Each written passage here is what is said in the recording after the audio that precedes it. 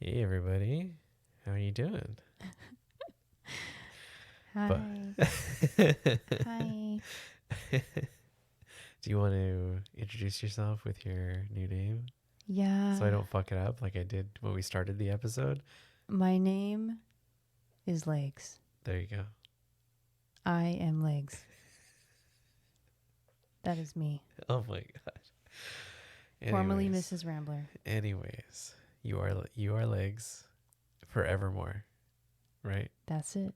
Unless you come up with a different one, I guess. Yeah. Okay. Unless people reach out and are like, I like this name. No, And, we're not taking like suggestions. That doesn't work that way. okay. Yeah. Okay. You take it or you get nothing. Oh, I am Legs. There you go. And I'm Buffalo Rambler, and welcome to False Reality Check. And we have kind of an interesting episode that we rambled on for like 3 hours, and we decided probably shouldn't put 3 hours into people's ears all at once. So No. we decided to split this into two different episodes. Yes. So This is the first half. this is the first half of that episode, and we talked. We kind of caught up on our week and work stress and all the bullshit rigmarole from life that's happening. There's been some good news and some bad news, and talk about some family stuff too. Yeah, and I also discussed my class, my gun class Yeah, that I took a couple weekends ago. yeah, That was a lot of fun. So I described that experience and how I'm really enjoying having a gun yeah, and being more comfortable having it around. It's a great tool. for sure. Yeah. But yeah, that's our first half That's of the our first episode. half of the episode. The second half, we'll talk about it then. But enjoy the first half for now, Yes. and they can go to our website at falserealitycheck.com and get our RSS feed or get links to Apple Podcasts and Spotify and all that good stuff. Yeah, and we're going to try and start blogging more, Yeah, adding more stuff to the website. So be on the lookout for new content. definitely. And we're also on the Twitter at FRC Pod. that's it, FRC Pod. I always mix that one up. And we're on Float and Gab at False Reality Check. And also, if you're in the market for some Bitcoin's kind of doing its big bubble thing right now. It's going up. But if you're going to buy some, please buy some through swanbitcoin.com/false reality check. You get $10 and we get help with the podcast as well. So we would appreciate it if you did that. Anything else, Legs? No, I think that's it. All right. Enjoy this first half of 3-hour marathon Conversation. of nonsense. Yeah. All right. Enjoy, everybody. How you doing? How you doing, Legs? I guess. You can call me Slick. I was gonna call you Slick, and then I went with Legs, so it was both at the same time. Man. Legs Slick. Slick Legs. They're definitely not slick right now. I gotta shave them. Oh my god. Well, yeah, how you doing, Legs? I am committing now You're to that committing. name. I'm gonna say goodbye to Mrs. Rambler Okay. unless there's some giant uproar that some people are gonna burn down buildings or something. Then okay, I'll go back. I'll go back to Mrs. Rambler, but Legs Legs it is. is here to stay. Yeah, I guess I need to commit to something. Yeah. I can't be fearful. No, you really shouldn't be. You need to. We tried to come up with different names. I was trying to give you different names. I think I threw bird out there or some shit. Bird. Well, because you like, you go birding. You like birds. I was like, bird. Didn't work out. So. Hey, bird. Yeah. I mean, that's like an older woman's name. You hear that. I think Birdie would be more. Is that it? Birdie? That sounds like cute. I It's more cute. I don't know. I've seen old women named Bird, or I've seen old guys call their wives, "Hey, Bird, get over here," or Okay, something yeah. like that. Yeah, I don't know if that's actually their name or it's like a pet name, nickname. Yeah, or I imagine it's spelled like BYRD, like a little different, you know? Sure. You're like no. Sure. Well, the weekend is shaping off to be decent compared to the week, at least. Like always. Yeah. Let's start with your week. How was your week? I'm like, I don't want to get into mine yet. It wasn't too bad. I was out and about for 3 days out of the 5. So that was an okay change, but being on the road is always an adventure, especially driving around here in California. Yep. A lot of people were on a Sunday drive on a Thursday afternoon. Yeah. So. Or there's always road rage. Oh yeah, road rage is huge. That is hot right now. Yeah, that's so hot right now, like Hansel. Very hot. So yeah, I was out getting my sun, looking at my birds. See, I told you. Not too bad. I can't complain this week, minus the corporate crap that my job is trying to get down on. Yeah. So can we go through that really quick, because they were going to open the office. Yeah. So prior to them opening the office, they had everyone submit their status of vaccination. Yeah. Like, what are you? Yeah. So we can figure out who has to wear masks and who doesn't, who has to stay 6 feet from who, and so they could segregate you. Yeah. They didn't say it that way, but pretty much segregation. Yay, apartheid. So I don't know how many people chose not to disclose, but I just didn't fill out the form. Yeah. I said no. Well, it's none of their business anyways. Yeah. They were supposed to open up the office, and people who were vaccinated didn't have to wear masks. Okay. There's an email that comes out the day before they're going to open. What does it say? Despite the fact that you are vaccinated, you still have to wear a mask. Oh, man. Due to the change in some California guidelines. Because the health board said something. OSHA. Yeah. Health board, and it basically said because of the variants or something that are supposedly around. The Delta variant that they're not testing for. Yeah, and vaccinated people are now spreading COVID. Everyone's just going to have to wear masks indoors. Super spreaders. Yeah. The vaccinated. So my work was like, okay, we need to change our rules, and you're going to have to wear masks indoors. Even if you're vaccinated. Yeah. And just prior to this, I had a people were bragging to you. I had a coworker come up to me and just be like, we just were discussing about this whole vaccine thing, and he was just like, well, at least I don't have to wear a mask when we go back into the office because I'm vaccinated. I'm just like, okay, we'll see what happens. It's funny because you don't wear a mask anyways. Yeah, I don't. So I haven't followed the rules in a while. Yeah. And we'll see what happens. What comes of that. But when you go in the office, there's nobody there in the office. So it's not like it fucking matters anyways.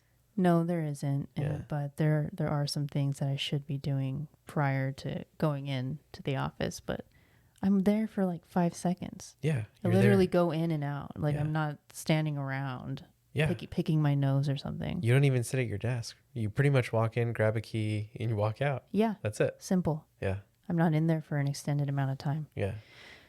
But so they mandate masks again, whether you're vaccinated or not. And then later, like 2 hours after they send that email, they send another one that says, actually, we're not going to open the office anymore. We're going to postpone it until further notice. 2 hours after that email. Yeah. Oh, shit.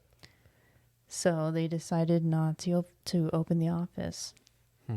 And there's some people that are itching to go back, apparently, that would need to work in the office. I don't know. They just miss that environment. I mean, there's so many people from what, maybe, am I wrong? But I think you told me that there's so many people that are deciding they don't want to go back to the office, Like most people, A right? good majority of people don't want to go back. So what are the people that want to go back to the office going to go back for if like 90% of the office isn't going to be there? I don't know. Just a change of environment, probably. Oh yeah. I Especially people that live alone. yeah, and there's something magical about office fluorescent lighting that But makes you they have so to wear happy. they have to wear masks I in know. the office. Like why would you want to succumb to that and put yourself through that? It's ridiculous. I think people are speaking of your snarky coworker who I don't have to wear a mask, and now he's going to have to wear a mask if he goes back in the office. And knowing him, because I do, I would say he's a rule follower. So he will wear one because that's just what he does. And there won't be any rhyme or reason for it. And there won't be like that snark of, well, at least I'm vaccinated. I don't have to wear a mask because now he has to wear one. That's the policy. And he's a rule follower. And that's just, it is what it is. So even if the rule seems stupid, like putting on a mask even after you're vaccinated, he's going to follow it. Doesn't know any better. I mean, he could. Yeah. It's his choice. We all have a different path. Yeah. I agree though that there's some people out there that don't know any better, but he's a smart guy. I know him. So I'm making my judgment call based on that. But for the most part, people that we know, yeah, they don't know. They don't know what we know. Of course they don't, because they don't look into the shit that we look into. No, we're crazy. I guess because I want to fill my head with things that aren't, The Masked Singer and American Idol, if that's still fucking on. And love that show. God damn. Yeah. This my company's not making me disclose, but they're giving us, there's like a giveaway, and you don't even have to have the vaccine to take part in this giveaway. You can decline vaccination, and you can actually you can decline disclosing, but they just want you to fill out that form, just like the form like you have to fill out. Wow, we didn't get any prizes. Oh yeah, they're fantastic prizes. They're like one of them is like you get sweet tickets to like some football game somewhere. I don't even know. Pro or college? Yeah, no, pro. Like a pro game. It's like then there's like another one that's like a ball game, and you get like sweet tickets to that, like 2. Wow. Then there's like ones that are like basketball games, and you get 4 tickets to that. So enticing. And I'm just like, that's going to push them, I would say like a good 90% of the people that work there to disclose, even if they in principle don't believe that they should disclose, but they will, because they're going to want to disclose, because they're like, shit, I'm going to get me some basketball tickets, And I've never been to a football game. And for like Me a second, and you could have checked that box. Yeah. And we could have gone. I know. And I thought for a second, I'm like, let me just check the box that I don't want to disclose. And then I'm like, you know what? Forget that. I fucking hate this company. I'm not checking any fucking box I don't have to. If they don't pay me to check it, I'm not checking it. Yeah. So I'm not going to do it. Football's too political anyways these days. Yeah, and I heard that they play like a black national anthem now or some shit on top of what they call a white national anthem. And I'm like, wait, what? We have 2 different ones? I wasn't aware of that. I didn't know that either. I thought we just had the one. I didn't know they were playing 2. I had heard from the Hoteps. Oh. So I believe them. Okay. They've never been the people to lie. Cool. So, but yeah, this week I was stressed out this week. I'm still stressed out. I don't we had some like good news, bad news situation at work where we just got, we just hired on someone to replace someone who left, and I was like underwater, literally drowning in work. Yeah. And doing 3 people's positions and getting paid my old pay. And um I was just I was like, could I at least get paid what I'm worth? You know, what I should be like within the market rate for what I do. And I finally got that, and they finally hired someone. We're still training that person, and now I find out that someone who I've worked with very closely for a long time is now leaving. So we're back to square one. God, that happened prior. Like it just keeps happening. Yeah. But this was his choice. It this- wasn't a company move. No. Last time it happened, the girl left as well. Oh, It was her that's choice. right. It was the time prior to that it was a company reorg. But this is, really cool guy. I love working with them. I'll never say anything bad about the people that I work with, like on my immediate team. I never know if one day they're going to listen to this. And I'm not saying this because I think they're going to listen to this. I genuinely really do like everybody I work with that's on my like immediate team. Yeah. Under my director. Like everybody that's under my director, including my director, 100% super nice people. Everybody is very kind-hearted, gentle, and they love to help each other. And I love that. Like, this is the most supportive team I think I've ever worked with. I just fucking hate my company. And I wish it burned to the ground. I don't like it. They treat us like shit, and I don't like them. And they don't deserve the good people that I work with. Yeah. This company takes good people and it sucks them into this corporate slave bullshit that turns them into like NPCs, you know? Yeah. It takes the creativity and joy out of them and the best parts of them, and it puts that away, and it brings out the part that just turns them into like the machine that serves the other machine, you know? Serves the beast. Yeah, exactly. It serves the beast. So it was kind of bad news learning that this guy is going to leave, but he was cool about it. And he like reached out to me personally, and my boss told me, but he reached out to me personally, like right after that, and was like, "Hey, can we chat?" And I had a feeling, okay, he's going to be a bro. He's going to tell me, "Hey, I'm leaving." And sure enough, that's what he wanted to say. And I told him, I hope he does his best, and I hope he enjoys where he's going. I know he's gonna make more money, so he's gonna need it. Good for him. Yeah, he's Get that fiat. he's got to get something, because dude's getting his like master's degree. He's gonna owe a fuckload of money. Oh man. So hey, get that fiat, boy. That mean cover those bills, and keep your head above water. And I know he'll do well because he's super smart, and he like adapts really quick.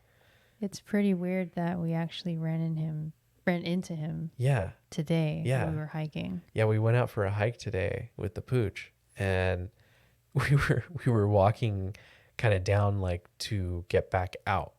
We'd already hiked around, and we see this guy coming towards us like grabbing onto this fence.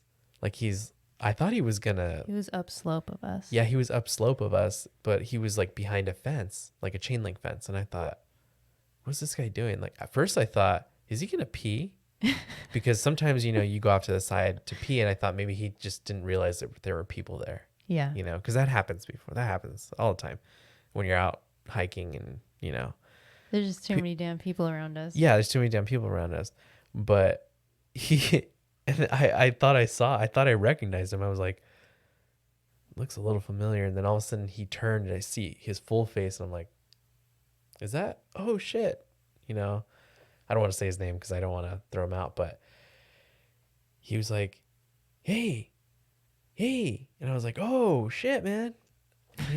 we were literally just talking about, he's like, I know I'm leaving, but I still want to hang out. Let's go for a hike. Because I had mentioned I like to hike, So when he called me and he told me he was going to leave, he said, I still want to hang out, man. And we don't live too far. Why don't we go on a hike still? I know you said you want to go on a hike. He said, talk to the wife, figure it out. and let me know when you're going to go, and I'll try and come along. Yeah. And so I was like, oh, okay.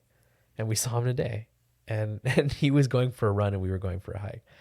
And it was really cool. To me, I take that as a sign that I should probably still keep that link there and reach out, and because Yeah. he did say he wanted to bend my ear for like financial advice and Uh-oh. learning about like Bitcoin and stuff like that. So I'm like, yeah, I'm always willing to help you out with whatever you need. I love providing any information I know. People want to know it, That's cool. So yeah, we'll go for a hike. We'll talk about Bitcoin, and yeah, maybe he'll learn a little bit about how strange I am. I don't know. We'll Yeah, see. if you're not working close enough, maybe you can let your true self out a little bit. Yeah, I was gonna take the little weed pen and be like, hey, so do you partake? Because I know a little bit about him. You want some? Yeah, want some weed? Yeah, want to get some weed? No, I figured I would try it out a little, and because he's not the only coworker I know that might do it. Hmm. I've done it with my boss. Come on, You want some you of know. this? You want some of this cocaine? I don't do that. That's some heavy shit. I ain't Matthew McConaughey, Oh, but but yeah, he seems like a cool guy, so I definitely want to keep an eye on him and still keep in contact. And I think it would be cool to, even after we leave, to write him a letter and let him know, hey, where we're at. I know that we might be in like Timbuktu for you, where the closest city is like an hour to 2 hours away, but you're more than welcome to come and stay in a rural location, see what it's like, see if you like it. I feel like part of our mission there in our new location will be to be like ambassadors for that lifestyle, to show people that there's beauty in the simplicity yeah. of just living out of the city and saying, fuck this, Show I'm going to grow people. my own fucking food. Show people that it's possible Yeah, to leave your old life behind and to start something new, something that you're really passionate about, exactly. that you feel is right, Yeah, that you're actually following your heart and you're listening to your gut and you're doing it. exactly. I think it'll be important to share that with people who want to come by and spend time with us after travel, because we're going to be not remote, but semi-remote, where it's going to be, we're not really close to like an international airport or anything. No, no. So we're at least a couple hours away. There's a municipal, Yeah, if depending you on the you area have a we little want to live Cessna in. you want to fly in on, yeah, go ahead. Why not? Hopefully the ducks don't get in your way as they're flying through, because Oh my the gosh. airport's That's literally right right. by the wetlands. That's right. It's right in the flyway. Yeah, it sure is. But yeah, so the bad news kind of sucked for the week. He's leaving, but we did have good news from your side, and Oh yeah. yeah, I guess the opportunity presented itself if I wanted to be on call for my current company I work for. I could. for like desktop type work. Yeah, I wouldn't be going out into the field and doing my normal assessments. I would be strictly desktop, Yeah, which would be kind of hard for me because I do like going out. That is a big part of the job.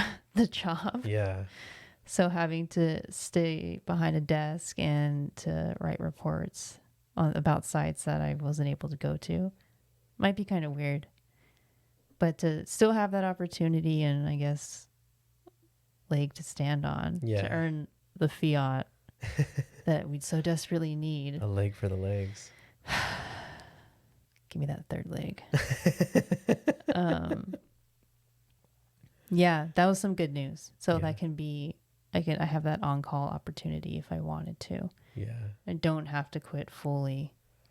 And I can keep that income, that California salary. And yeah. Even though it's, a few hours here and there, it's not like you're not going you're not going to be full time, that's for sure. You're definitely just going to be doing a few hours here and there. Yeah.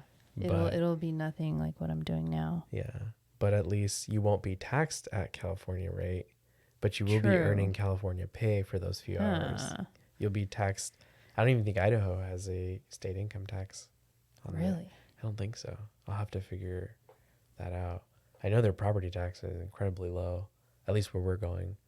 Yeah. That's true. But I don't think they have a. I'll have to check it out about the tax on your check, because I know California is like 13%. It's ridiculous. Of course, it's 13. Yeah, it's like a ridiculous amount, and 13. but they, yeah, okay. Well, we'll have to try and figure that out. I did, I feel like it really was kind of a heavy week. I had, the way we ended our week, God, I fasted most of Friday, and you did kind of too, right? Oh no, you had a little bit of food, but very little. I had half a PBJ and some blueberries. Yeah, I didn't eat and anything. my green juice. Oh yeah, I always drink that. I had my green juice, but I didn't eat anything until you brought food, and and then I stopped. I took a little bit of time off work, and then I had to get back to work, so I stayed a little over, and I shouldn't do that. It's such a waste of fucking time. I shouldn't do that. You love working though. No. I really need to stop. But I didn't stay the whole time. I did call my brother. We talked for a little bit. And I had a really good conversation with my brother. That's really good. Yeah. I like talking to my brother. And he has 2 kids. And so he's 10 years older than me. I feel like he's stepped in a lot of the places where I'm headed in my life. So it's nice to hear what he has to say about things. Yeah, it's so funny. You were kind of hesitant about the conversation, not knowing what to expect, and yeah, I had a thing in mind of what might be going on, and it was definitely not what you thought it was going to be. It was not what I thought it was. That's always good. Yeah, when it's a good outcome, I guess. Yeah. I mean, he did tell me something that and he approached it very much because like he knew I was going to be very upset when he said it, but he approached it when he's like, "You're going to be really upset when I tell you this, but I got to tell you something." And I was like, "Oh, here we go." And I had already suspected I knew what he was going to say, because I had heard from other family that maybe this was the case, but he was like, "I got my first shot." And I was like, you did, like, man, it's my brother, and I'm, he's a little bit of I'm not going to say anything other than he's a little bit of a normie.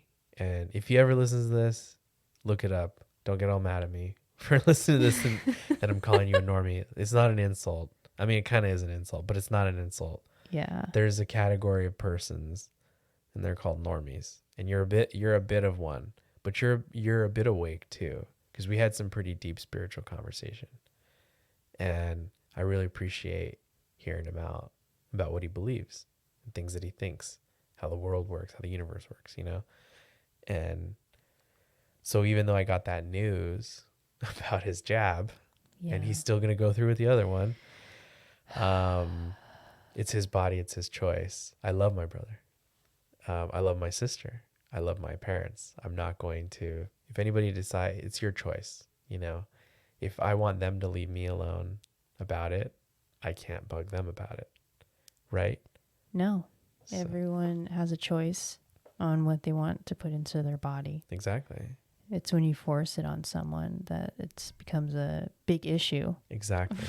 And that's what I asked him, because I wanted to make sure that he didn't change his mind, that like him getting the vaccine doesn't make him go, well, I think everybody should get the vaccine, because it's like, not to say that this is the case. I mean, I think it's a mistake to get the vaccine, me personally, but that's just me. But for you, for your life, whatever, man, that's your deal. People want to do it for whatever reason. But I you know, I was a little off guard when he told me, and I was a little upset, but I'm here. If something, you know, he needs me, and Yeah.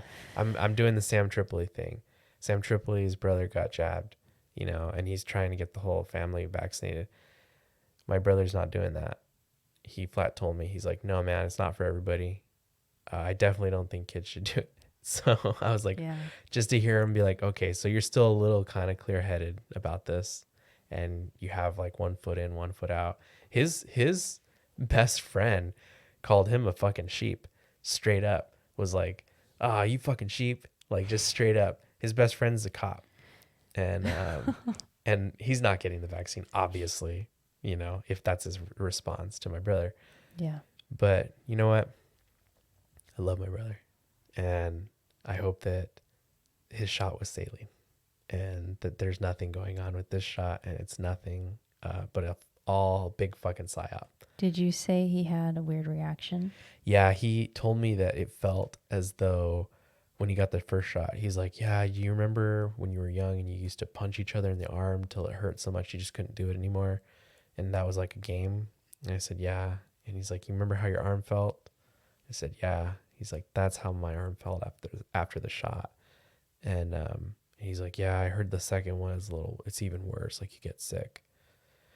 So, you And know, people still do it. and people still do They it. have these, I know. they have this in mind. Yeah. And they're still like, oh, I'll just take that chance. Yeah. I Even mean, though I'm healthy and nothing's wrong with me right now. hey, I aired my piece with him. I told him, because he mentioned, he's like, you know, I used to get the flu shot every year. And I was like, yeah, isn't it kind of funny that we don't have flu shot anymore? Now it's COVID shot. And and you know, I brought up the fact that the flu, I got sick. I used to get the flu shot too. I got You sick. did. I got sick after the flu shot. 1 year I got the flu. 1 year I got the flu shot, and I still got the flu, and like the actual flu where they had to prescribe you Tamiflu and you were throwing up and all kinds of shit. Um, that still happened. So ever since then, I looked into the flu vaccine, and I was like, oh, these are like not even that effective. If you look at how effective they actually are, they're not effective. So I decided I'll just get the flu. I won't get the flu shot. And every year since then, I haven't gotten the flu. So Yeah. I figured, okay, I'll get like a cold or like a cough or a sore throat or something, but I won't get the flu. And not even every year do I get that. So I Knock on wood, it's been a while since we've been yeah, sick. yeah, no joke. It's been a while, but um yeah, I mean when he told me like I used to get the flu shots, I figured I would just get this. So, you know, I told him about my experience, and then I brought up that Robert F. Kennedy Jr., how he got vaccine injured and what his injury is about, and now what he's doing. And not that he's a great person, but just as an example, you know, of somebody who kind of came to with vaccines. And, you know, he heard me out. He didn't say anything negative. He just listened and was like, really? Okay. Yeah. And just, well, that's something to consider, you know? But he's gonna do what he's gonna do, and I have a feeling he's gonna continue. When is that second one scheduled? Do you know? I'm not sure. Oh, I don't man. really care. I don't want him to get it, but it is what it is. It's his body. It's his choice. So Yep. if I want him to leave me alone in my choices, then he needs to be left alone in his choices. Yep.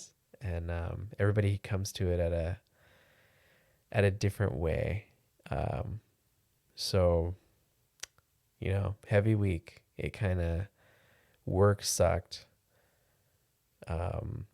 Family stuff, you know, and people leaving, and it wasn't that great of a week this week. I mean, other than I got paid this week, it was not really eventful in terms of positive outcomes.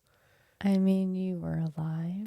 Yeah, I'm alive. Yeah, I mean, You I'm got alive right to- now because I'm recording this. with you. Yes. We made it. Yeah, Just, you got to try and bring out the positives no, for sure. in all those situations. For sure. I mean, I'm here, and I'm enjoying myself, and I'm breathing, and it's a good thing. So Yeah. That work is only temporary. Yeah. No, it definitely. And it's not. It's only. It only consumes you 8 hours a day. I know that's a big chunk of time. That's a third of your day, by the way. It's a big chunk of your time, but always try and find the positives in it. And the conversations that you do have with people, I'm sure it does mean a lot to them. I know it's not face to face, but you still have that connection. That's true. That's true. Hearing other people's voices and when you talk, I'm sure it's not all work related. No, it's family definitely talk not. And Yeah, helping each other out with certain situations. it's the bummer part of it is that you get those conversations, the exact conversations you're mentioning, where you have a connection with someone at work, a friendly connection, and you laugh, and there's a camaraderie there. You get along. In that moment, you're like, oh, we are, we get each other. And then somebody has to, bring up, oh yeah, my so and so got the vaccine, and it's like, all right, here we go, we're back at it. Let's bring this narrative back in here because we can't stop. I had a team meeting that the director herself mentioned how we didn't have, there was some type of activity where you have to give your company like a grade, like that's like a survey or whatever where you grade, all these surveys that they take and they throw in the trash, they don't pay attention to. And you fill out the survey, and I don't even think I filled it out. A grade on what? Like, what are the parameters? What are like you grading? Management, your immediate leadership. So corporate crap. Yeah, it's a stupid survey, and then she talked about how we didn't have it last year because of COVID, and we didn't get to really meet last year because of COVID.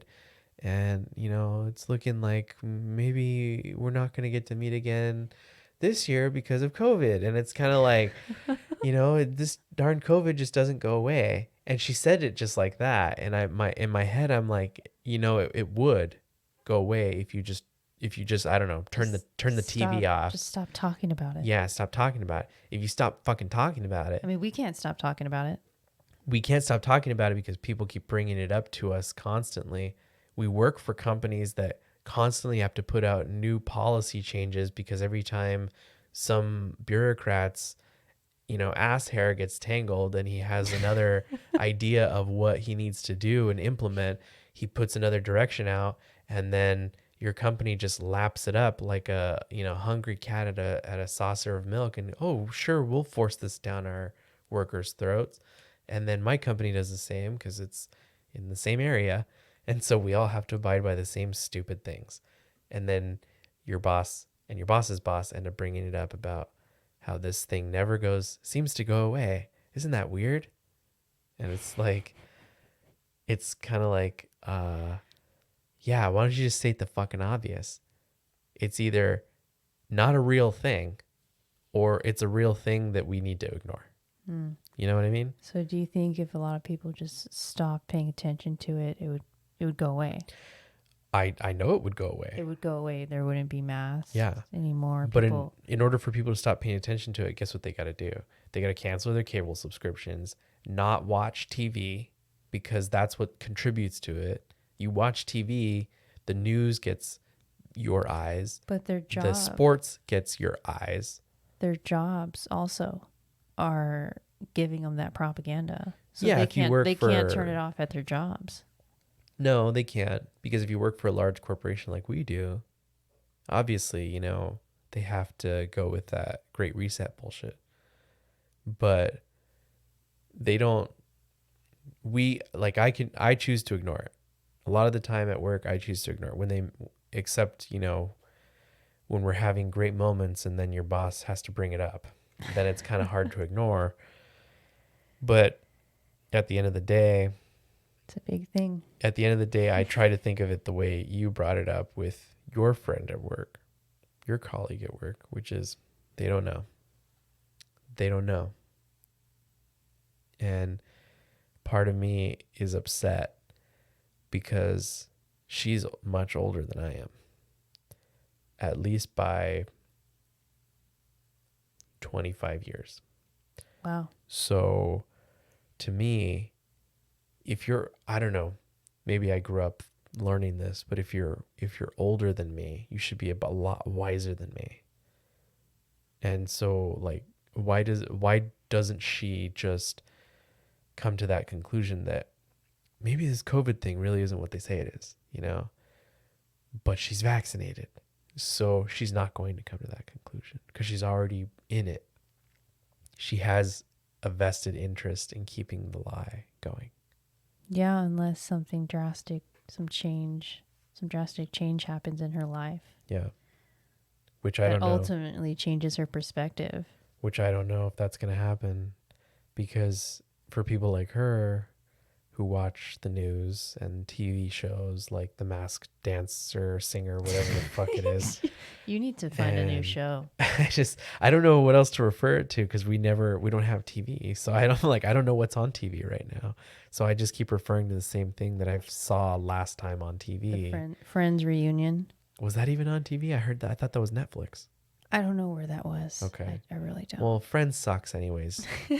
Fuck Jennifer Aniston. Anyways. Yeah. Heavy week. Shittiness all around. But there are blessings all around. And I get it. So thank you for bringing me back. I will try to focus on the good and not let it take me. But just let me acknowledge the fact that work does suck. It is a bit like the movie Office Space in that the repetitive, tedious nature of working for a machine that's slowly killing your country. So TPS reports. Don't bring those up. Not that I have to file them or anything. But I think what contributed to the week being such a chaotic thing was that our weekend prior was very busy in terms of we didn't really even get to see each other. I had to drive you to the gun range for 2 days, for Saturday and Sunday, because you, Missy, had 2 days of 8-hour classes. I did. To shoot the shit with your gun. You offered. Well, I offered because I thought if I'm not going to see you all day, at least I could drive you over there and get that little extra hour with you, or however long it takes me to drive you there. And then on the way back, I can listen to some podcasts and it's a win-win, why not? And, so I wanted to. I figured let's spend that extra little bit of time together. Yeah, I appreciated you taking me. Yeah, even though I'm sorry I got lost on the way there the first time, and I took us kind of in a roundabout fashion. We ended up doing like an extra 6 miles or something. No, it wasn't that much. It seemed like it was an extra 6 miles, and I was just like, yeah, I drove right past that exit, and you're like, oh, that's the exit that we're supposed to go down. And I just thought there was one more. You're like, no, we're going to go on the other freeway now. Oh, shit. Okay. So let's go down that freeway for like 2 or 3 more exits, and then that's when we can get out.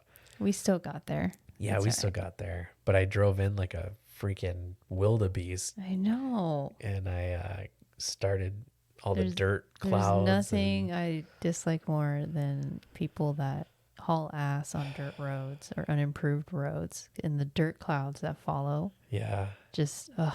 To be fair, there was no one right behind me, so I felt like it was okay. No, but you're spreading that dirt out Yeah. into the surrounding environments.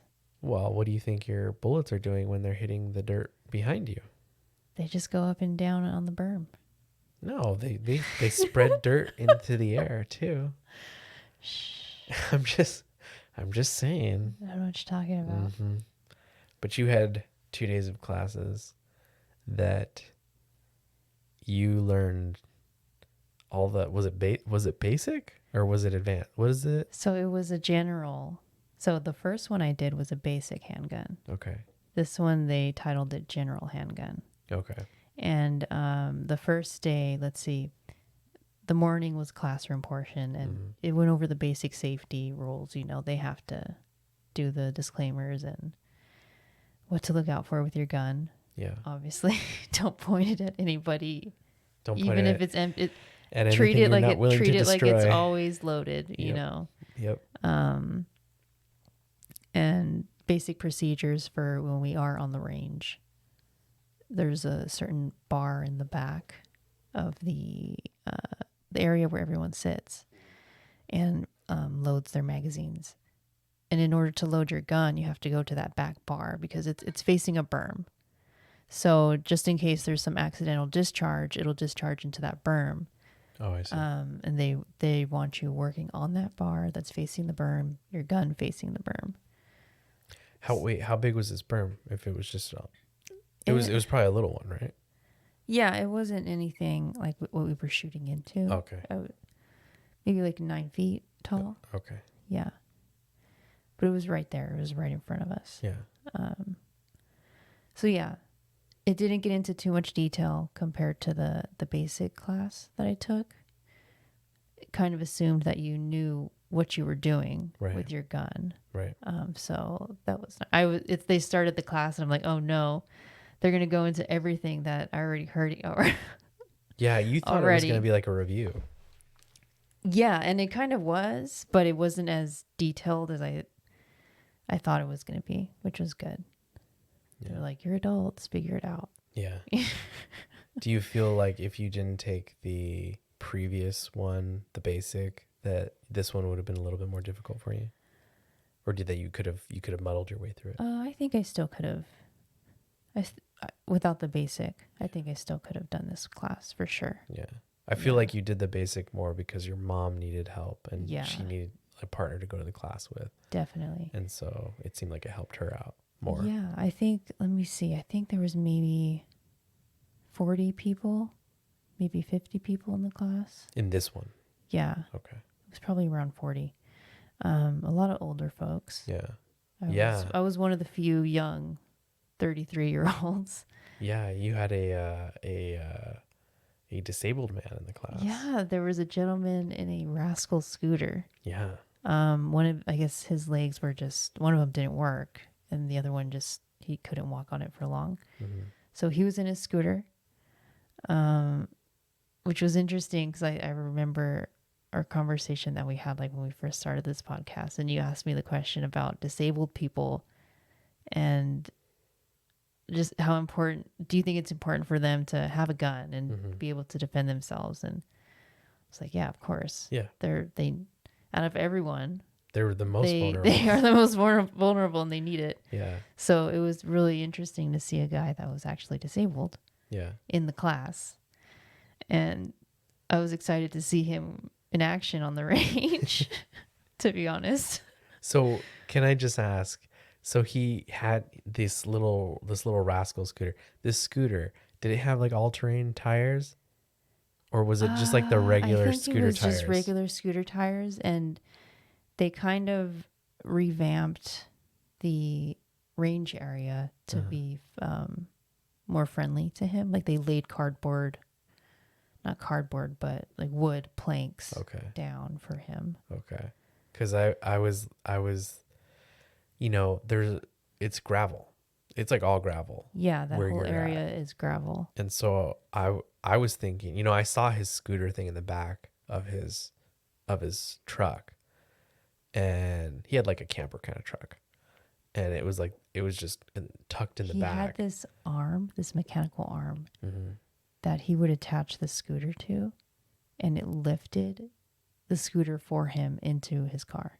Oh, okay. Yeah, it was really cool. That was my other question, was like, how the hell does he get the scooter in the truck? He literally just hooks it onto that arm, this like little mini crane that cranes his scooter into his car. Dang.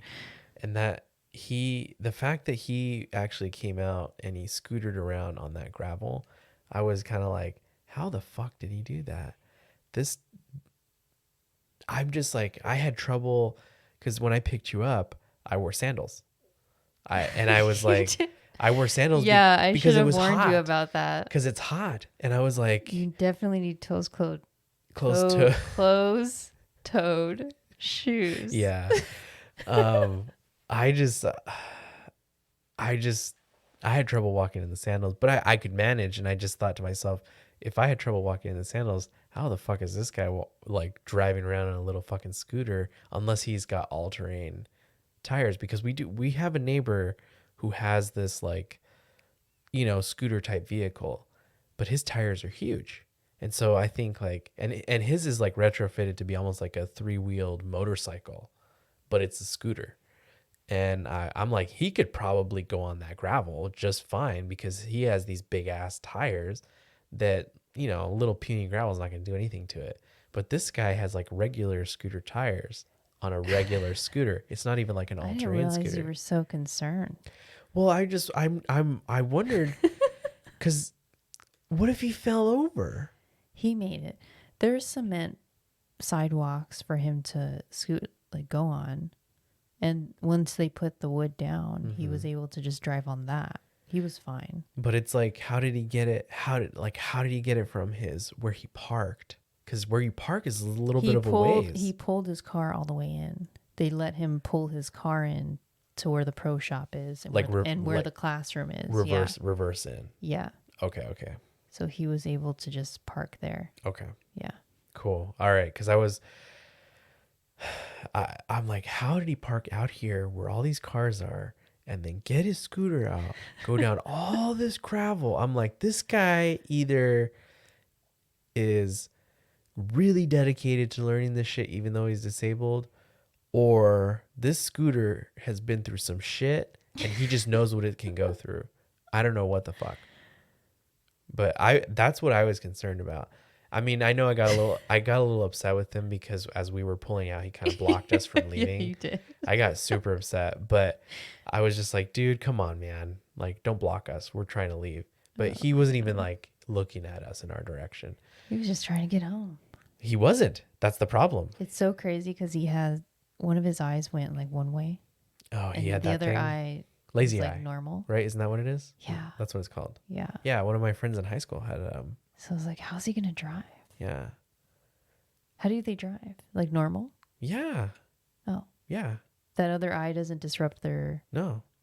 Okay. Yeah. He I don't know. my friend in high school, he used to drive. I know it sounds weird. He had a lazy eye. He was one of the first of us to drive, and he used to drive us around sometimes. And you weren't concerned? No, I wasn't concerned at all. I just figured if he got his license, he obviously can drive, Yeah. So I didn't think about it at the time, and he was just fine at driving. Shout out to Emma. He's an awesome guy. Like he was a really cool guy. I never thought there was an issue. If anything, I knew people that didn't have lazy eyes in high school that got their license and they fucking sucked at driving. Yeah. Like they hit shit. Oh my God. Yeah. I knew a guy that actually hit somebody in high school by accident. Yikes. And his parents were getting sued because he hit them. Oh shit. Like he hit like a guy walking. That is insane. In high Yeah. school, like Yeah. your life is just starting and you hit some guy. I mean, he didn't kill him, But still, like but he hit him. the lawsuit Yeah. that's gonna ensue. Oh yeah. Especially in the States. His parents were rich. I'm sure he's fine. They Oh. live in Laguna. Oh man. Yeah. Okay then. They're okay. Well, yeah. So that first day we did in the class portion, and then we had lunch. Mhm. So lunch was not provided Yeah. this weekend, just So like my first class. So we had to. It wasn't hot dogs and It was salad. not hot dogs and salad. No, and I was really upset. Not really. You missed that. Yeah, sometimes It's like hot down dogs home are- barbecue. Yeah, sometimes hot dogs hit the spot. Yeah, for sure. Yeah, but I brought my lunch. I brought a sandwich and some fruit, and I just sat there and I had my little coconut water, and because I knew it was going to be hot as hell. Yeah. It was probably high 90s Mhm. out on the range, and we got on the range like around 1 o'clock. So it's getting around that time where it's It's just baking outside. The first day on the range, they taught us how to draw from a holster, which is something I am not familiar with at all. And I don't own a holster. So I had to borrow one of their holsters, and it was one of those that wrap around your leg. Yeah. You like tie it around your waist. Yeah. Okay. You have to have a belt. They're called a leg drop holster. Okay. Leg drop. Yeah. Egg drop soup. Yeah. Okay. That's how I'll remember it. Yeah. I knew you were going to compare it to egg drop soup. I'm just going to say leg drop holster. So I borrowed one of theirs, and you basically, you wear a belt and you loop the holster, the top part of it, around your belt. Mm-hmm. And the bottom portion loops around, it ties around your leg. Yeah. And just above your knee. Yeah. Yeah. And I like that style. I don't know. I saw one of the ladies, the range officers, walking around with that type of holster, and I think they're cool looking. I'm a fan. It usually works really well with ladies because the holsters that are made, I know it's not a sexist thing, but most holsters are worn by men. And so they are designed for men's bodies. Of course. The leg drop holster is patriarchy. Yeah, sure. The leg drop holster is designed to sit outside of your legs, outside of your pants. And so it's not sitting inside of your pants like a lot of the guys' concealed holsters are. Yeah. And so it allows for more comfort and you can move better. Oh, I enjoyed it. Yeah. I loved it. But like I said, I don't own a holster. So anyone who's listening, if you want to reach out to us and send some recommendations, I would love that. I have a Smith & Wesson M&P Shield. The single stack. The single stack version. Yeah. So I would love recommendations on holsters. Yeah. But anyways, yeah. Egg drop holster. Yeah, egg drop holster. So we finally get out on the range, and they tell us load your magazines. Yeah. Obviously. They go through the basics of how to check your firearm to make sure if it's loaded or not, how they want you to inspect it when you're out there on the range working with them. They really hammer that down. Like, I forgot the term that they use. It's like field something. Field check? Field check, something like that, yeah. As soon as we get on that line, that's like the first thing they say, field check your weapon. And it's a little process where you hold up your gun, check to see if the chamber is loaded. So you rack it back, you know. Stick your finger in there, look for a bullet. It sounds silly, but safety first. Yeah. You know? And always have the barrel pointed away. Always have the barrel pointed at something you're willing to shoot, I guess, if you want to look at it that way. The berm. Pointed at the berm. Yeah, we all had it downrange at the berm. So we field check, and then we put our gun in our holsters, and they taught us the proper way to draw from the holster. And they're like, you don't want to fish, which is like doing the fishing motion, like you're casting, like you're drawing your gun and you're like casting your gun. Yeah, you're gonna cast it like a reel into the water. Yeah. So they're like, don't fish. Yeah. And also don't bowl. So don't draw your gun and do like a bowling motion with it. Like bringing it up in a bowling motion. Where you bring it up. Yeah. Straight up. You just straight out. You straight out, point it out. Yeah. Right in front of you. Keep it that way, because it's harder if you're close quarters and someone's in front of you and you're drawing on them, it's harder for them to take that out. As opposed to if you were fishing, they can just come down on you. Yeah, they can hit it down out of your way. Yeah. Or if you brought it for some reason up, like over, or like, you know, like a fishing reel, they can just put their arms up and block you. Yeah. Yeah, that makes sense. So we were on the line and we would draw, and he would give commands like shoot 2 in the head, 1 in the chest, 5 in the chest, 1 in the head, you know, and Mm-hmm. they would tell us, initially they would tell us when to reload, and then they were like, okay, ammunition is going to be your problem. Mm-hmm. Basically, you need to know when to reload at the proper time. You don't want to be in the middle of a not like a gunfight, but in a situation where you don't have enough ammo Mm-hmm. in your gun. Say there's multiple people that are coming after you, Mm-hmm.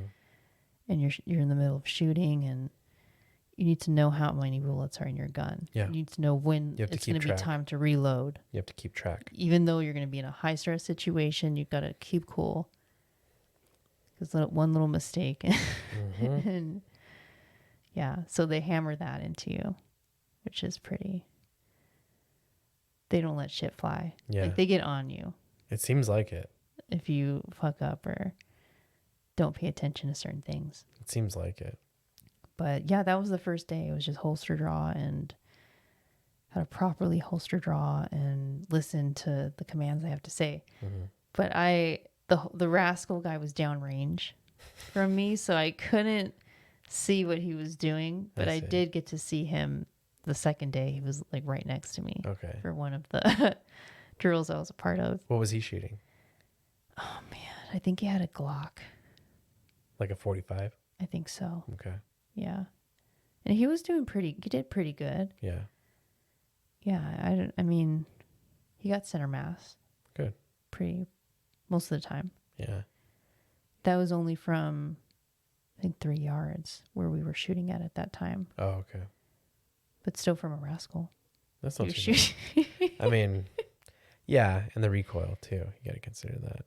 One of the things that I think that it was important, and you told me about it, that he had covered it in your previous class and he had emphasized it in this class, and it's something that I think the listeners need to understand it, that if they're going to use firearms to protect themselves, is obviously, yes, you don't want that casting motion, like you're casting a reel. You don't want to take your gun out and cast it. You don't want to take your gun out and bowl with it.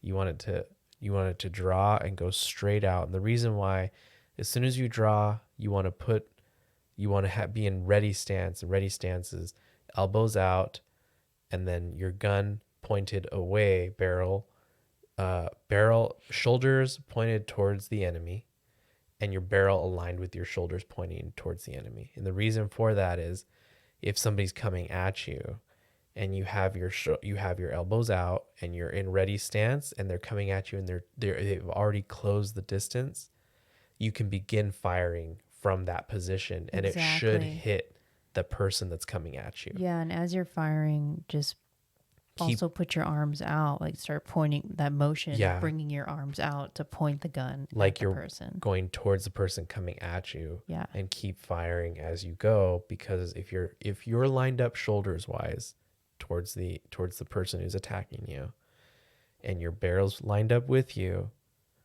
everything should all fit together and you should be able to defend yourself from that point. Yeah. That's something that, when he emphasized that on the first time that you guys went on your basic class, he talked about that, and then he re-emphasized it this time. And I think that's important for everybody to learn that. I think people really, really, that alone, that one tip, that'll save somebody's life.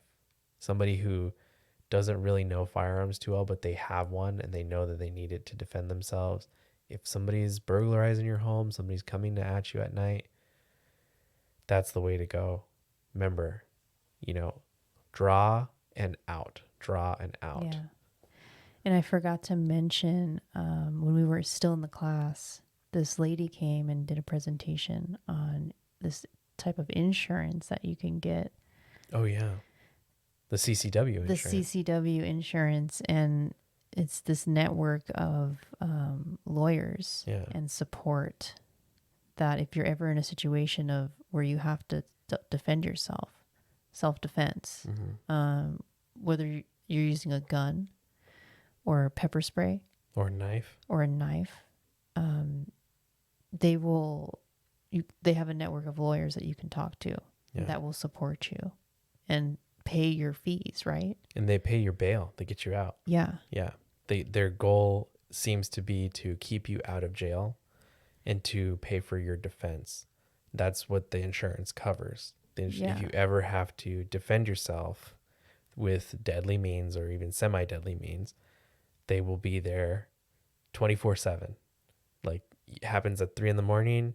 You can call 911 to pick up the guy's body and then call them so that your lawyer's ready. And these lawyers are familiar with your Second Amendment rights, which is very helpful when you're in a situation of where you have to defend yourself. Exactly. And I had no idea this type of insurance or organization existed. Yeah. Where you pay into a yearly thing and you have access. You have this assurance that if you ever have to defend yourself, okay, I have some lawyer on retainer, essentially, that I can reach out to and help. That you didn't have to pay the retainer for. Yeah. And the prices aren't too crazy. They're not. And there's three tiers, I think. Yeah. And the insurance in terms of what you get with the fees, like coverage wise, it's the same across all of them. It's the same. The only difference is the type of trainings that they offer. Yeah. Which is also really cool. Yeah. Because you get additional training and support on top so that you know, and they run through scenarios. Yes. Yeah. Scenarios, and some of the trainings offer range time. Yeah. Also. Yeah. Which is their video. It's required for the insurance. Yeah. They're like video training type Yeah. things, and then also range time that you can attend. Yeah. I thought that was pretty cool. But I think if you're a carrier and you do it to defend yourself or to defend the public around you, I think it's important to have that insurance, because there are some areas of this country where you don't have, you have a duty to retreat. And there's a lot of places in this country where you don't have a duty to retreat. And to know the difference between all that is very difficult unless you know before you ever go out, in case you ever have to use your gun. But if you have an attorney there, even if the situation, maybe it's not cut and dry, completely legal, they want to arrest you, they want to put you away because you broke some obscure thing, at least you have somebody in your court who will keep you out of jail, who will pay for your defense. And from what I've heard, people that have had to use them, they are very good. And the company's called USCCA, I think. I think so. Yeah. Yeah. The lady, she mentioned they have a case going on right now for a gentleman that brandished his firearm. So they'll even cover you there. Yeah. If you're in that situation. Yeah. Well, brandishing isn't a crime everywhere. No, it is not. And it's not defined the same way everywhere. That's true. Legally. It's very subjective, right? Yeah. So it really depends, because in California, taking your gun out is considered brandishing. But in Arizona, taking your gun out doesn't necessarily consider brandishing. It's only considered brandishing if you start pointing it around or like up in the air. But if you just take it out of your belt as a warning and you point it down, which is what most people do when they're in a situation and they're trying to warn somebody away from them, they'll take their gun out and point it down. In California, that's a crime. In Arizona, that's not. Isn't that stupid? Doesn't make any sense. To me, I would want to give somebody a warning if I could. If they weren't attacking me, if they were just acting all attitude-ish and they were trying to be like they were flexing like they were going to attack me, like, man, I'm gonna beat your ass, you know. I've had people do that to me in public, and they were gonna, like, they think they're gonna, you know, big and bad, they're gonna hit me or whatever. If I were to take it out and point it down and be like, are we gonna have a problem? You know, I'm not pointing it at him, I'm not threatening him, but what I'm saying is, if you come near me, I'm gonna use this. That's what I'm saying. Yeah. And so to me, that's a better warning. I would rather warn the person, give them the opportunity to turn tail and walk away, and I'll put it away and we'll be fine. But if you're, you know, in California, not allowed to do that. Yeah. Interesting stuff. So overall, it was a good first day. Oh, yeah. It was 8 hours. Well, actually 9 hours if you include the lunch that I was gone. Yeah. It was hot. Well, you didn't mention the best But- thing about that USCCA. What was that? If you get it, your spouse gets a discount. Oh, yeah. So, like, if you're a couple who carries, Yes. which the couple who shoots together stays together. I mean, don't shoot each other. Shoot at the I targets think it's like a half price discount for the on for the next person, right? Yeah, for the yearly membership, Yeah. which is crazy. It's a So good deal. that's why I'm like, we should sign up. I think once we move out of state and we go to Idaho, Yeah. and pretty much you can carry Yeah, anywhere. you can and open carry or conceal carry. I think it would make more sense than here because you actually have to have a permit to carry here. Yeah. Legally. So, yeah. I mean, you can do what you want, but Yeah. to be legal, you have to have a CCW. Yeah. Yeah. That was the other thing that I wanted to talk to you about, because I know that they were like, hey, you need to get your CCW paperwork going and all that. And you had already put a deposit down because you want to take another class. Yeah. And I'm like, you might not be here to take their CCW class. Exactly. And if you're in a place that doesn't require the class, then why take it? Yeah. I wanted to take the next level up. Oh, no, I know. For this class, yeah. but yeah, one of the women, well, the woman owner, Yeah. the wife, she was just like, yeah, you really need to put your paperwork in now. Yeah. Because you're a perfect candidate. Oh, yeah. You would definitely get it. Yeah. You work out in the field. Yeah. All this kind of stuff, And I'm like, oh, she's like, yeah, it takes 3 to 6 months. So they say. So they say, Yeah. but you never know. They could call you next week and say, hey, are you available for an interview? Because you have to do a in-person interview. Yeah. As And a part of fingerprinting as well. Exactly. As a part of your process. But I'm like, oh my God, can you imagine just filling out the paperwork and then the next week they're like, hey, come in. And then you have to take the accuracy portion of it. I'm like, I haven't even had enough time to to do anything. I just was like starting to stress out standing there. It was ridiculous. These stupid mind games. But yeah, that was the first day. Jeez.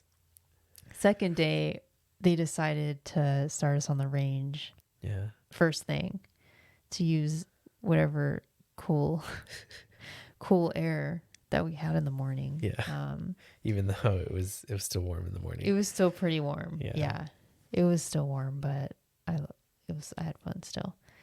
The second day, it pretty much concentrated mostly on addressing multiple targets, how to shoot while moving, which was very interesting, and just little techniques. There was one of the rotations that we did, we got to shoot at a metal target range, and you have to steel. Yes, I said metal, steel targets. And you have to start at 10 yards. Yeah, because the ricochet. So we started at 10 yards, and I was near the right of it, and he's like, shoot the target directly in front of you. Don't shoot whatever's like far to the side, because it'll ricochet and might hit someone. Yeah. So I'm like, of course. Yeah, that's common sense. Yeah. I don't know. I don't know anyone who would want to shoot like across the freaking range. Across the lanes. Oh my gosh. But yeah, he still has to say that. Yeah. Well, because people do it. That's why. Yeah, but the guy in the rascal, he was there on my line. Oh shit. So he was doing a good job. But he would say, the range officer would be like, okay, fire 2 onto the target in front of you at 10 yards. And when we started, I was hitting like dead center every time. Yeah, the range officer was saying, oh, good job, you're hitting center on the target every time. And I was getting super excited, He had to jinx me and because and tell me that. So they moved us to 15 yards back, which is a lot further. And I would miss, then I would hit, then I would miss again, and then I'd hit again. Like, you missed the whole target? Yeah, I would be like too far left, Oh, okay. Okay. or I would be too far like above it. Mm-hmm. My trigger pull. I have the trigger on my gun is very No, weird. no, we've talked about this. It is It's not the weird. trigger And necessarily. no, okay, it's not the trigger, but It is me getting used to how I need to put my finger on it. No. Remember, it's the weight of the trigger pull Mm-hmm. that you said you were having an issue with. You felt like it was the weight of the trigger pull. True, I guess. But yeah, but it is also you in your own head. it is. Yeah. And in my head, thinking, okay, I need to put my finger a certain way, Yeah. and just figuring that out. I'm still working on that, but I think Was it like overcomplicated in your mind? yeah, I just overthink it. Okay. I just totally overthink it. But I was hitting and missing from 15 yards. I don't think I've ever shot that far. No, you have. Have I? We've With the handgun? Yeah, we've done that before. Okay. Yeah. It is quite a ways for it a handgun. Usually Yeah. you're shooting like with a 22 or something like that. But yeah, I think that we had a talk about that where you mentioned how you get in your head a lot over this kind of stuff. When you're shooting, you get in your head. Like you have a streak of great shots, but then there's moments where you get too into it, too into yourself, or too into thinking of the process of it. Yeah. And I think I know what it is. And it's because your mind is very scientific. You work in the sciences. You know, your degrees are in the sciences. Your mind is very logical in that as you're doing this, you're breaking the process down. You're like, okay, I'm pulling the trigger and I'm going to pull it gently until the break, and then the break's going to happen, and then boom. And then it's that's putting the anticipation of the explosion in your head that's messing with your trigger finger. Yeah, I'm like Rain Man. It's not that you're Rain Man. It's that you're breaking it down. And what did I tell you to not do? I said, don't do that. But what did I say? That the gun is an extension of you. Yeah. Make it an extension of you. And what did the instructor say? He says the same thing. There you go. And every time I just shoot and I don't think, I always do my best. Exactly. I know it sounds counterintuitive. Yeah. But you have to think when you first start. Yes, when you first learn and you don't know what you're doing, you have to think really hard about what you're learning, and you have to be very confident in yourself. Learn to have confidence with your firearm first, to where it's second nature, and you know that you always treat it as though it's armed, even when it's not armed. You clean it, you take care of it, it becomes a part of you. Yeah. Then when you're used to it and you go out on the range and you shoot, it's almost people who get into certain practices, they call getting into a flow state. It's almost like getting into a flow state with your firearm, where you just know where the bullet's going to go every single time. And that's part of not thinking. It's like the zen of shooting in a way, you know? Over the rainbow. How about a little fire scarecrow? If anybody knows references that we're saying and you bring it up in an email, maybe we'll give away something. I don't know. My God. Because We people probably don't know these references. We like King of the Hill. We do. And we like to reference that show a lot. We do. Good stuff. Yeah. Yeah, I'm working on it. I'm getting better. But that was a fun part of the day, being at the steel range, and the addressing multiple targets was cool because we had 2 targets in front of us. Yeah. And we would have to step to the left or the right depending on the command that the range officer gave us. Okay. So he would say, okay, you're going to shoot five bullets into the target to the right, step to the left, then headshot the target to the right. Mm-hmm. So we'd have to pay attention to those commands and at the same time draw our gun properly, you know. It's like Watch our ammo. You're putting all of it together. Yeah, watch our ammo. We don't want to be in the middle of doing this, whatever he commanded of us, and running out of ammo. Oh yeah. That was the situation they like stressed, don't be in that. Yeah. Manage your ammo. So I felt like I was playing Call of Duty, just Oh like kept reloading, you know, because what is it? Tap triangle. What is it? What is that? Whatever. I can't triangle. even remember. Switch out your weapons. Yeah. Yeah, it was really funny because my magazines, with the type of gun I have 2 magazines that'll hold 8. Yeah. And my other 2 magazines only hold 7. Yeah. And that's just how the gun is. So it's a single stack. It's a single stack. It's forcing me to be a really good shot, basically. Is what this is doing. Because you have to be very conservative with your ammo, since you literally only have a tiny bit of ammo. Exactly. You have less than the legal limit. I know. Which is rare. I'm a loser. I mean, I don't know. Hey, when we went and bought our guns and you bought that, I was like, that's going to be a problem. Oh, no, I understand. I knew what I was getting into. Okay. And I think I said the same thing. I was like, well, I'm just going to have to be a really good shot. Yeah, no, I remember you did say that. That's true. Mine has the legal limit, but I have magazines that hold more than the legal limit. So yeah. So it was really cool just taking out that extra magazine and hitting that reload, that dropping your magazine, hitting that button and putting in the new magazine and just being in that ready position for the next set of commands. Yeah. That was cool. Was it like a video game?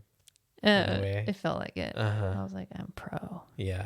You're like, see, I'm like shooter. real Call of Duty. There you go. So dumb. But yeah, we were doing that and then we broke for lunch. But before we broke for lunch, we had an hour. Some people drove off, They basically told us, okay, put your gun, have your gun set into the position that you want it. If you're leaving, then put it away. If you're having lunch here and you want to carry it on you, you're more than welcome to do that. It doesn't have to be loaded. It can be loaded. It doesn't matter. Just manage your shit, basically. So I decided, okay, I wonder what it's going to be like to just carry. To have it on you. Fully loaded. Yeah. So 1 in the chamber. Mm-hmm. And I added a full magazine. I have full magazine. Yeah. I added that 8, so I have 9. Yeah. And which is close to the legal limit. Oh, I wish.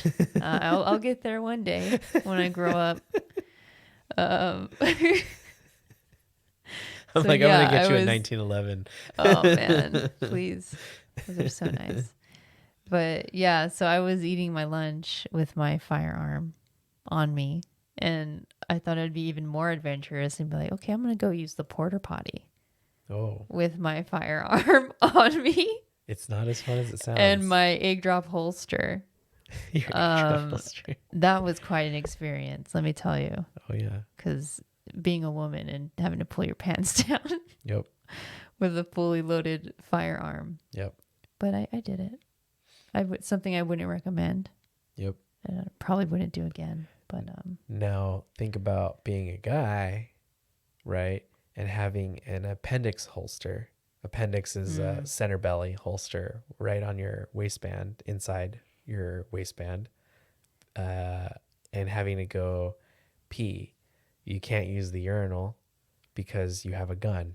So you got to go to the stall. And not only do you have to take your gun out and set it down, but if any of you have been paying attention to news for, I don't know, ever, a lot of times police officers will leave their gun in bathrooms by accident, and so do concealed carry holders that don't pay attention. So it's like leaving your cell phone. Yeah, except it shoots bullets and it can kill people. Yes. The cell phone will kill you, but later with radiation. EMFs. Yeah. But yeah, it's not fun. I've when we've gone like out to the desert and I've been carrying and I have to go pee, it's hard to like keep your pants waist up while you're trying to, you know, pee. Oh, poor you. You just have to take it out. Well, but Oh. my gun is right in the center where I was gonna zip down, and I can't because if I zip down there, there's a barrel coming out of my zipper instead of my dick. So, Whoa. yeah. Barrel dick. What's that? Needle dick. Needle dick. Where's that Where's from? that from? I don't even remember. Needle dick. Needle dick. Oh my god. I don't remember that. I don't know. I don't remember where that's from, but that's hilarious. So, I'm gonna look that up. so you had trouble going to the bathroom, but, Yes, but I you figured still it sit out. down. You don't stand up to Yes. pee. When you stand up and you have to hold it all and try and figure it out, let me know. 'Cause you got to hold yourself and you got to whatever. hold your piece at the same time. Yeah, and I was kind of doing the same thing with that holster. So Yeah, but you had to sit down. it was fun. Yeah, and then after lunch, so yeah, I was walking around lunch with my gun, and it felt good. And after lunch, they taught us how to deal with malfunctions, which was I kind of knew how to do the basics because the gun has malfunctioned on me a few times. Yeah. Just the shell getting stuck Certain kind of jams. in the yeah, just the basic stuff. But it was still helpful to go through the procedures on what to do and what not to do. And yeah, some older gentleman almost passed out because it was so hot. Oh yeah, I remember you told me that. Yeah, he was like super red. He had to and go just sit in the air almost conditioning. purple. Yeah, and he had to go sit in the classroom, get some AC. And he looked at me and he was like, please tell me you're having a hard time out there too. I mean, it's really hot. And you Huh? know, How old? he was probably in his late 50s, Oh, early okay. 60s, That's not maybe. that old. Yeah. But he was struggling. Yeah. A lot of those people were struggling in that heat. And unfortunately, I looked at him and I was like, I work outside. Yeah. And I've been working out also outside in the afternoons, so this heat really doesn't bother me. And he was just like, "Oh, okay." Guess I'll die. Yeah. Guess I'll die. Jesus. I mean, it's the truth. Yeah. It really wasn't bothering It's me. I was not- having a great time. It's not like you're like, guess you're just a bitch. You know, But pretty much. but pretty He much, was. but you said it in a nice way where you're like, well, it doesn't bother me, Yeah. but you are a smaller female Excuse than he me, is sir. a male. Sir, did you just assume my gender? I should come back with that. He'd be like, the fuck? I almost passed out. Leave me alone. I know. I'm old. Oh, they had this giant fan out there that was blowing out cold air. It was connected to a water source. A cooler. It's called a swamp cooler. Yeah, there you go. Swamp Yeah. cooler. Yeah.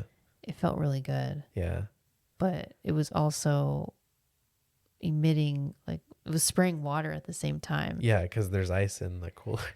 And people had their range bags like right by by Shit. it and their ammunition. And I was like, You're like, this is gonna they should get probably corroded. ruin or move their stuff. Whatever. I'm sure It's it okay. evaporated immediately. It was so hot out there. I'm sure rusty bullets are fine. I'm sure they don't bother Oh, your gun man. at all. But overall, it was a fun class, and I feel so much more comfortable with my weapon Uh-huh. and knowing how to properly shoot, like hold it and to shoot it, and how I have to keep my arms locked because of the recoil with my gun. It's so small. Right. It has a pretty good kick. So you think you feel more comfortable carrying it around if you needed to carry it? I think so. Yeah. I'm getting more to the realization that, yeah, it is a tool. Yeah. It's not gonna fire it on its own and kill you. Yeah. You know, you need to pull that trigger. Yeah. Otherwise, it doesn't go off.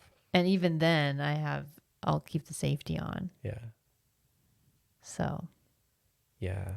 My gun has a 2-stage safety, so I don't actually have a safety. I actually, if there's no hand on the pistol grip, it won't go off. yeah, So similar to safety on a 1911. for sure. But, But no, it was yeah. good. And I want to take the next level because it involves nighttime shooting. I remember you said that. And maybe you can come along too. I don't know if We I'm can experience it together. I don't know if I'm allowed. I don't have a fancy certificate from the class that I attended, and Mr. Bill says that only if you vouch for me That's will true. I be allowed.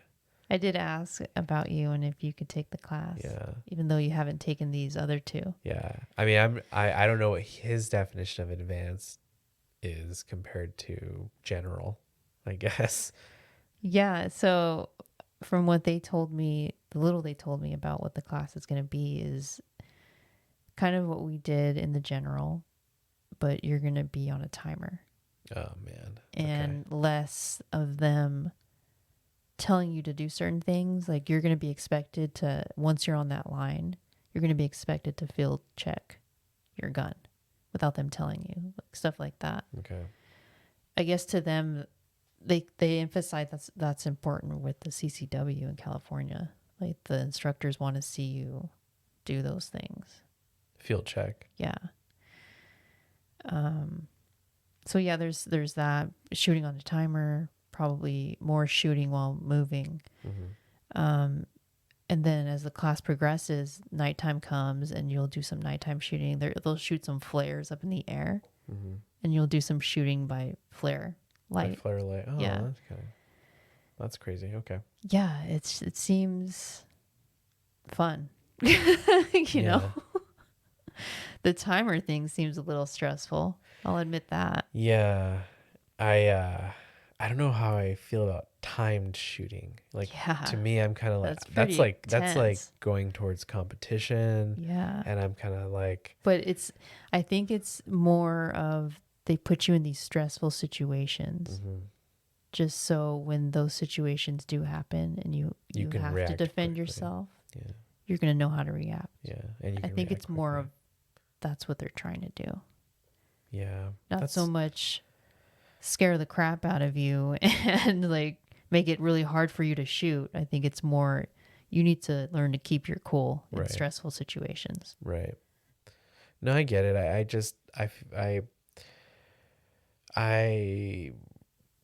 anytime something turns into like a competitive thing, I'm always kind of like, it's not as fun. Don't be scared. No. I'm not scared. I'm just like, if it's like a competition type thing. Also, as well, you know, like, yeah, I shoot. And I mean, I'm not trying to brag, but how well do I shoot? You're all right. You're decent. How are my groupings? They're good. Okay, then. Your groupings are That's good. what I'm asking you. How do I how do I shoot? How are my groupings? Ladies and gentlemen, he is the greatest shooter of all time. No. He knows what he's doing. His groupings are perfect. No. He is the master. It's just, oh my God. Is that what you want? I get good groupings. With my handgun. I get even more amazing groupings with my rifle because of the accuracy of the scope. Your rifle's fun. Yeah, it's so much fun. And to me, accuracy, great. That whole like checking your weapon, all that kind of stuff, that's what makes me think maybe I should take that class so that I could get into their drill mindset before I take the advanced class. Just because I'm not used to somebody like barking orders at me. You know what I mean? When it comes to my gun, I'm used to my gun and I'm used to operating it the way I like operating it because it's my gun and I know it really well, you know? Yeah. At one point when I was on the line and they asked us to field check, when my gun is loaded, it has a little tab that pops up. Mm-hmm. So when that tab is up, I'm like, okay, my gun's loaded. Yeah. There's one in the chamber. But they want you to physically check Yes. the chamber to see if there's something in there. And I didn't do that. I got lazy. And man, the instructor immediately jumped on me for not doing that. He's like, because I had the gun out and I didn't bring it close into my workspace to look at it like I should have. And he's like, can you see your gun from out here? And his arms were stretched out. Mm-hmm. Can you see if your gun's loaded from out here? And I wanted to be like, well, my tab's up. So yes, I can see it, but I know he didn't want to hear that. Yeah. So I was like, no, I can't. He was like, okay, has appointment made? And I was like, yes. And he just walked away. It was just very scary. Just an older guy coming. You're like all intimidated. I was like, okay, I'm never gonna do what I just did again, and I'm gonna actually bring the gun into my workspace. Yeah. Open up the chamber just a little bit so I can see where if there's a bullet in there, and just make it a habit. Can I explain to you something about those tabs? Yes. Those tabs are bullshit. Oh, I'm sure. Because even when you cock your gun and there's no bullet in the chamber, those tabs go up. What? Yeah. Cock your gun. I'm gonna have to try that with the snap caps. Cock your gun. No, even without a snap cap. Put your magazine in. I don't think so. Put your magazine in and cock your. I've done it with your gun. Oh no! And those tabs go up. So they go up. They go up for my gun too. So a magazine with nothing in it, no snap caps. It'll cause those tabs to go up. Oh shit! Yeah, because the magazine. If there was no magazine in there, it locks it. Right when you pull your slide back, it locks. Mine locks. Yours locks. Yeah. Okay. When you pull it back and there's a magazine in there, it like almost like it just knows how to feed a bullet in even though there's no bullet in there, and it pretends like there's one in there and those tabs go up. Oh wow. That's why that guy is like, you need to check. Okay. Because you could have put an empty magazine in there. I get. You know what? It all makes sense. It all ends up making sense. It might seem like some mindless task. No. To bring your gun out, check your sights. Okay, bring your gun back into your workspace. Yeah. Check the magazine, see if what the situation is, pull the slide back, see what the situation is. Then they ask you to basically just check to the left, check to the right, see if what's going on in your environment. Then holster your gun. Yeah. That's the field check. Well, I still feel like I should probably take it. Just because when people start yelling shit at me, most of the time my brain shuts off. So I'm going to be doing the next level solo again, which is fine. I don't mind it, but okay. Yeah. Then maybe I'll do it end of this month.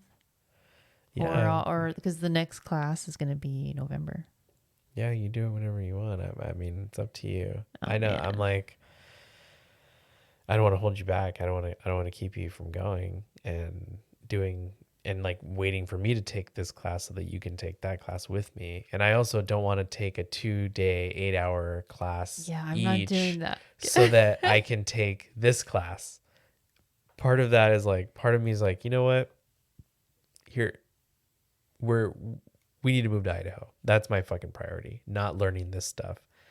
Because most of this stuff I already know. Yeah. I grew up around guns. My parents have taught me about guns since I was a child, very safely, very calmly. I've learned how to load. I've learned how to unload. I know all that stuff. I can fire a gun. My groupings are pretty decent. And for the limited amount of practice I've had in my life, I am confident that if I need to use my gun, I will know how to use it. And when the time comes. And I did not have that same experience growing up. Yeah. So I cannot say the same. And my way of trying to get to your level is by taking these classes and forcing this range time on me. Yeah. With people that are there to give me little tips on just proper use and stance. And it's been helping me a lot. Yeah. And I'm so much more comfortable than the last time I went. And you feel more confident? I do. So there you go. And the next class is only 1 day. So you don't have to. I don't have to drive you there for 2 days. It's only 1 day, and it's going to be a late class. Okay. So that's going to be the hard part. That's fine. No problem. But I mean, if it's really late, I might just stick around. no, I think it's like 10 o'clock. Oh. I mean, yeah, you might be able to stick around. I don't see why not. Yeah. Well, there's a range there too, so I could always true. I could always go to the range and shoot for That's myself. true. Yeah. And have fun shooting for myself. You know. It's a great range. I do like that area. Yeah, I like that area too. I used to work in that area. It's a beautiful area. I like it. It's nice there. The guy that runs that place, so it's actually like 2 separate places, but the whole area is like this big complex. And they have shotgun, pistol. They even have a 100-yard rifle range. I looked up. And to me, I'm like, man, there's nothing more fun than to get out to like a 100-yard range and to just shoot at a target. I could do that for hours. I know it sounds like, to some people, they're like, God, that sounds so fucking boring. No, that's fun. Like, that sounds like, it's something about, it's very stress relief to try and get those groupings like as tight together as you possibly can. You know, it's not a video game. It's like popping that bubble wrap. Yeah, or like popping a zit, you know, where it's just, or what's that? What are those videos? Those ASMR videos that people they get that stimulation. Yeah, that's like my stimulation is getting 3 shots, you know, within like a 1/2 inch to a 3/4 inch grouping. It's like, whew, if I could get that, all right, we're good. All right. Yeah, it makes me happy. Yeah, I'm benefiting from those classes. I'm loving it, and I'm feeling more confident. Yeah. To carry. Well, good. So please send those holster recommendations. Yes, please. I need a holster. For ladies. Legs needs a holster. What if somebody sends us a holster? Oh my gosh. No, don't send us a holster. Yeah, that's too nice. We don't have an address for you to send nice. it to. No, just send some recommendations of where to find a good holster. FRC podcast at protonmail.com. Exactly.